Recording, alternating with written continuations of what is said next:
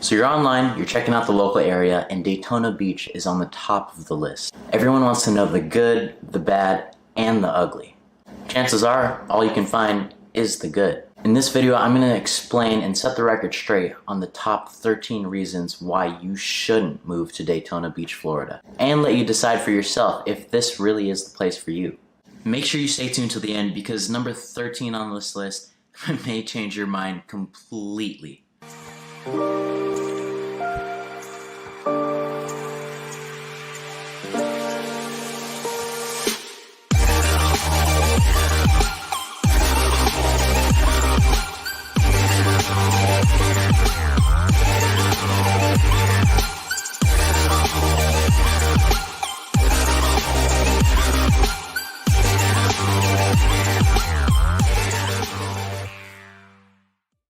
What's up, everybody? It's Jimdin with the For Sale team right here in Daytona Beach, Florida. If this is your first time on the channel and you want to know everything about working, sleeping, playing, eating, and the 13 reasons why you shouldn't move to Daytona Beach, make sure you subscribe, hit the post notifications so you know every time we release a new video. We have people reaching out literally every day via phone, text, email, and messages in bottles. Literally every day.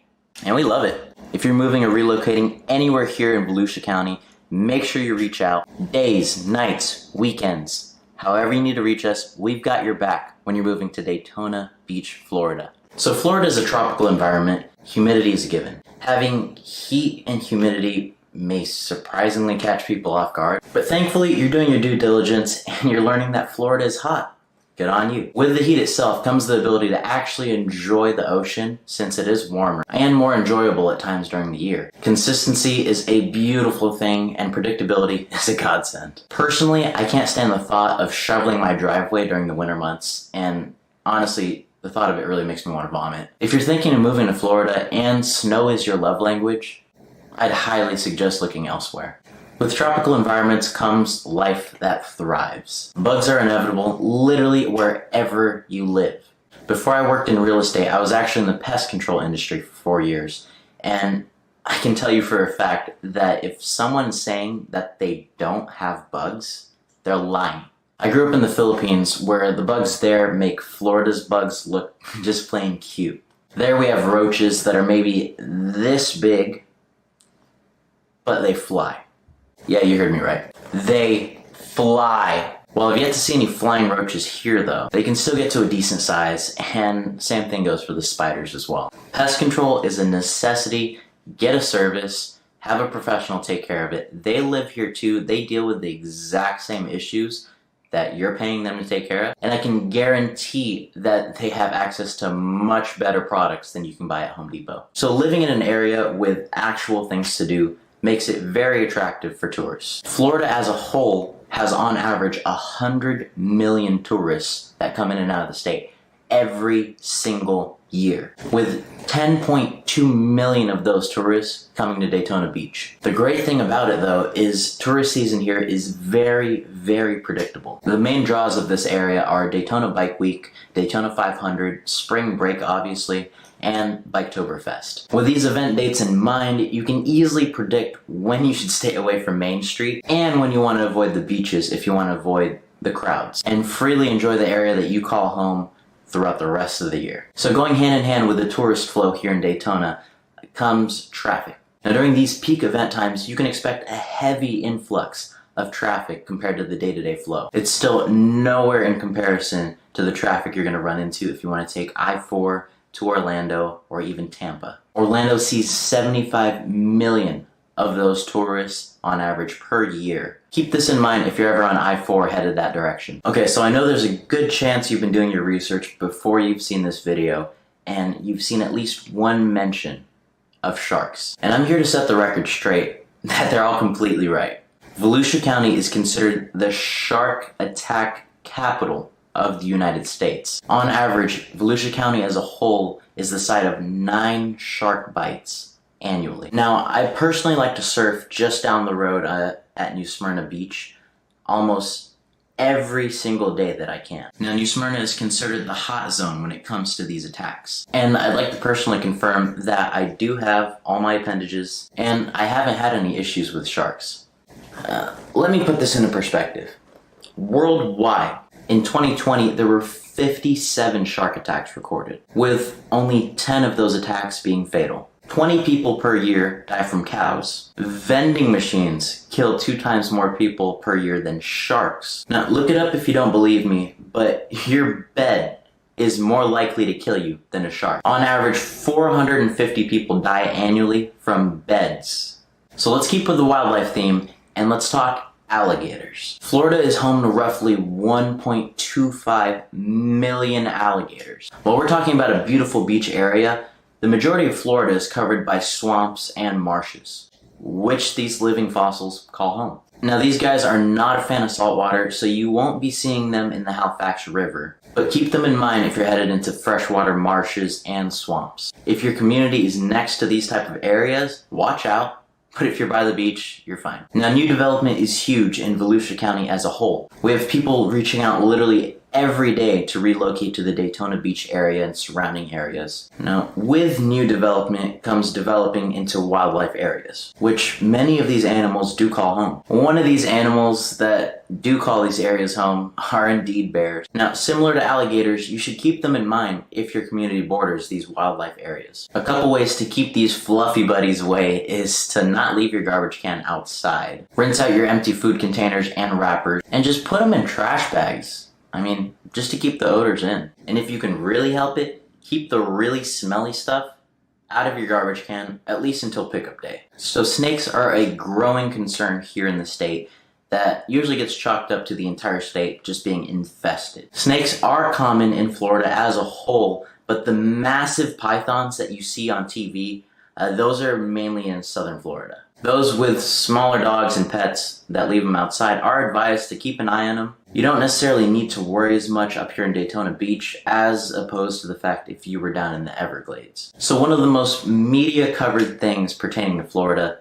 are the hurricanes. So let me set the scene. You have the Caribbean here, which is our neighbor, and the Bermuda Triangle, which has absolutely no correlation, but I just wanted to throw that in to keep you interested.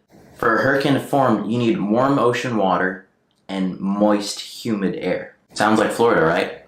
With the technology available today, honestly, hurricanes are my natural disaster of choice when you compare them to earthquakes, wildfires, and even blizzards. Now, the builders here that are building homes, they're not ignorant to the fact that Florida does get these types of storms, and homes here are built accordingly to withstand these types of events. Predictability is a beautiful thing when it comes to a natural disaster. We know the trajectories of these hurricanes, where they're going to be hitting, what areas are going to be affected the most, and if it gets bad enough, we have a well in advance warning to evacuate and get somewhere a little safer if the need arises. I don't know about you, but mopping up water sounds a lot more appealing than shoveling snow or dealing with insurance claims on a house that just burnt down to the ground. Alright, let's get into a scarier topic that you need to be aware of, and that is sinkholes. It's another event in Florida that is terrifying, but usually gets chalked up to the entire state being prone to. And they're right. Sinkholes can form anywhere in Florida, but they're most active in west central Florida, not necessarily Daytona Beach. Now, this is due to the fact that a good portion of Florida is built on limestone, which dissolves relatively easy with rainwater. Now, man-made development speeds up the process of these sinkholes by diverting rainwater into new places where it hasn't ever been before. Weight from buildings on areas with no structural support underneath, and the draining of aquifers in populated areas. Next up on this list, we have tornadoes. Now, we've all heard of Tornado Alley, we've all seen The Wizard of Oz, and we all have that image of a house falling on a pair of legs with ruby slippers. Now, Florida as a whole does have more tornadoes per square mile than any other state. You want to keep an eye out for greenish tinted sky, tall dark clouds, and hail. With the technology of today, warnings will be broadcasted of tornado perfect weather conditions. But the warnings aren't quite as predictable or far ahead when you compare them to hurricanes. Now, tornadoes here are mainly going to be hitting the western side of Florida, with Daytona Beach rarely seeing anything of the sort. Keep in mind, while Florida has the most number of tornadoes per square mile, the tornadoes here are relatively harmless, and they're nowhere near the category of the tornadoes you're going to see in the Midwest. Lastly on our list of scary weather that'll keep you away is lightning. Now, Florida is considered to be the lightning capital of the United States. Guess they're number one in quite a few things. Now, with the mention of all the previous weather conditions, it makes sense when you take one of the most commonly associated things with any storm in general. Now, most of the time with these weather conditions, you're going to see it generalized to the entire state as a whole. Most of the activity that you're going to be seeing is going to be on the opposite end of Florida, more near Tampa and West Orlando. Daytona Beach is associated with fun in the sun for good reason, and thankfully we can avoid the majority of these issues just by living in an area that isn't heavily affected. Now, keep in mind, compared to the rest of the world, Florida doesn't even rank top 10 when it comes to lightning. Lastly, we have one of the biggest concerns on anyone's mind when relocating to a new area, and that is crime. After extensive research regarding this area, the good majority of information out there is outdated and heavily biased. Older news sources chalk up Daytona Beach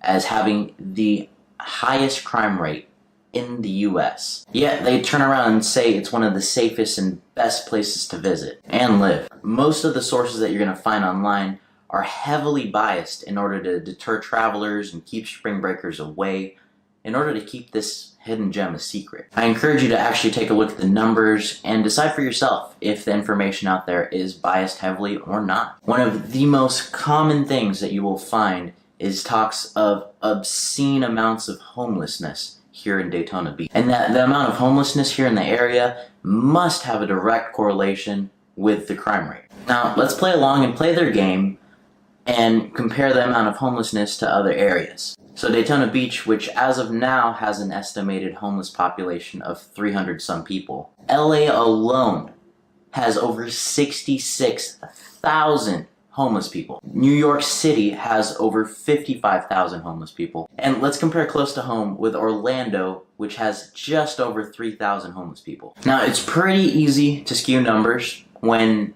you're comparing the population of millions and millions of people to an area that only has 66,000 residents. Makes sense? So there's 13 reasons why you shouldn't move to Daytona Beach, Florida. If I haven't scared you away yet and you still want to make the move, feel free to reach out via call, text, email, message in a bottle, days, nights, weekends, however you need to get a hold of us, so we can help you find the perfect area that you can call home. We've got your back when you're moving to Daytona Beach, Florida. Thanks for watching, and I'll see you next week.